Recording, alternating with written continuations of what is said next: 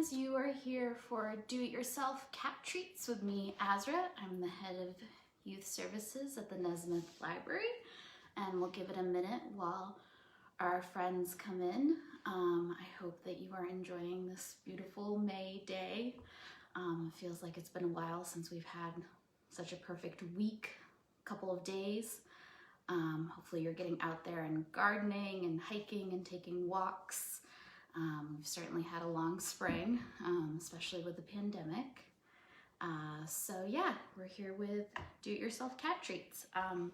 Cats, of course, have been pets for thousands and thousands of years with the Egyptians, which is, of course, pretty awesome. I'm definitely a cat lover myself. I have one cat named Fluffernutter. He is here somewhere.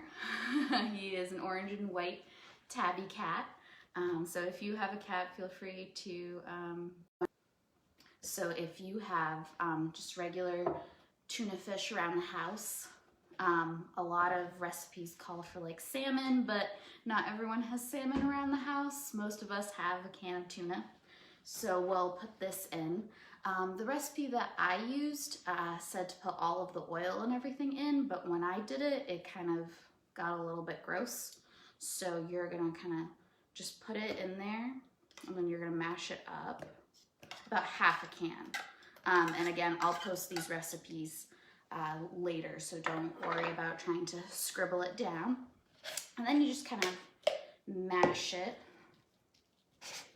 and just kind of do that. Or you can use a food processor if that's easier, especially if you have mobility issues. Plus the food processor just makes it kind of all go together. And then use an egg and crack that in. I like to usually do wet ingredients first and then do dry ones, just to kind of mix it in. You also want to preheat the oven to 350.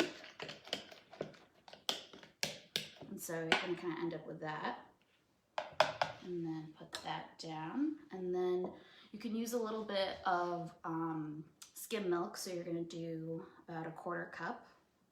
I actually used some yogurt juice because we had some of that. And yes, you can do yogurt with cat treats. And then just kind of, again, mix that in. Ta-da. And so we've got that, and put a little bit of olive oil. So olive oil is actually really good for cats. It's good for hairballs. But you have to double check if you're using any oil, because avocado oil, I found out, is not good for cats. And so you want to take that and mix it around. Oh, and my cat is trying to eat the tuna. And so we're going to put that there. And then you want some whole wheat flour, or you can just use regular flour. Then we're gonna, oh, and he is trying to get to the tuna. Hi, Fluffernutter.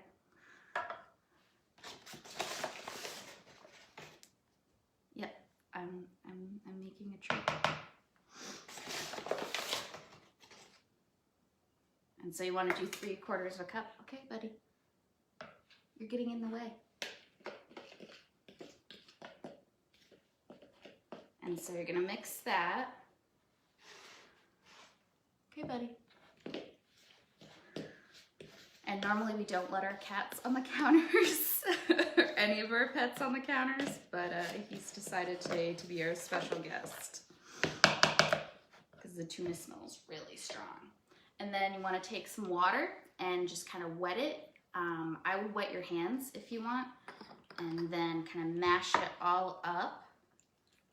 And then you're going to go ahead and roll it out like you would a cookie sheet, and then take a bottle cap, so anything from like a milk jug, and roll it out with, you can even use like olive oil bottle, put it on a cookie sheet,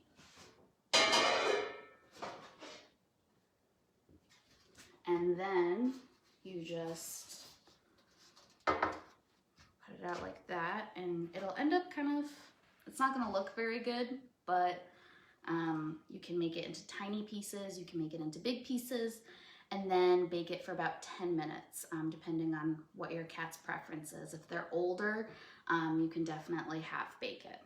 So then, put that over there. And now for a fun fact, because I love my fun facts, did you know that cats, there has been a cat that has gone to space. It was called like Astro Cat, and it was in 1963. If you really love learning about space, Packing for Mars is a really good book, super fun. They actually found out that rabbits and other animals were not good candidates to go to space, but that's the interesting thing about science.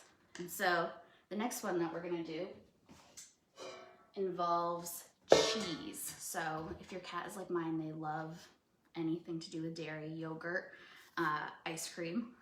So we're gonna take some Parmesan cheese, and that's about 1/4 cup. And again, I'll post the recipes. And then you're gonna take some cornmeal. He really wants that tuna. And then you kind of do that. And then you're gonna take 1/4 of some just regular cheese and save some more for if you want to bake it on top.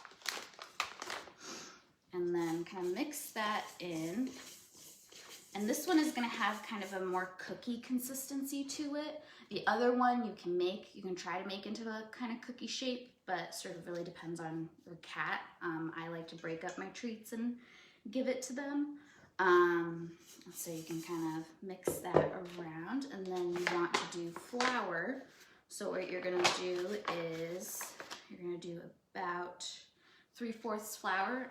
Again, it depends on what kind of consistency you want. And what's fun is you, or if you have kiddos, can just play around with it.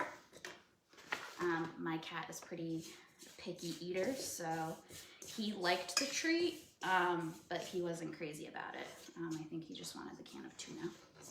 So mixing that around, and you're gonna add some, let's see, add some yogurt. And you're gonna take your fork and just kind of mash it in. And so it's kind of looking like that. Again, not super attractive to us humans, but they'll like it. And then what you want to do is take some water and then just kind of pour it in and sort of mash it in like cookie dough. And another fun fact about cats is we know how loud their purrs are, but of course scientists, especially cat lovers, love to do experiments, and they found out that the loudest cat purred as loud as a shower, which doesn't seem that loud, but it's amazing.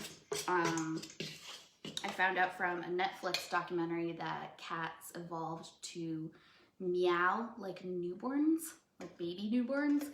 And so that's why if you are sleeping and in the middle of the night you wake up to your cat meowing loudly, that's something that's evolutionary.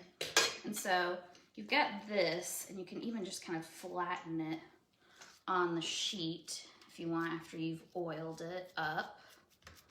And you can take anything that you want, like a bottle cap, or if you have little cookie cutters, that's great. You can also just even take this and make little balls and oil your hands. You can use coconut oil, vegetable oil, any kind of oil, and just stick it on there. If you're looking for a reading recommendation, one of my favorite biographies is Dewey, the library cat. I definitely wish that we had a library cat, but I don't think that's gonna happen. That's a really sweet and heartwarming story, and if you like audiobooks, that's a good audiobook. And so there's that. And then, yeah, so you've got 2 awesome cat treats that you can make yourself. I'll post the recipes below, and we'll share the videos of my cat trying the treats out. on our website. And so if you have any questions, feel free to email me or any of the youth services staff. We're going to be putting out some of the summer readings soon. Before you know it, we have lots of fun programs planned, including stuff like this that you can do at home. And if you have your library card, you can use Libby, which is an awesome resource. And of course we have Hoopla and Cloud Library. Hoopla is great if you love my cat fun facts, because there's a lot of nonfiction on there as well. And so yeah, thank you so much for this little tutorial and hanging out with me, and we'll see you soon.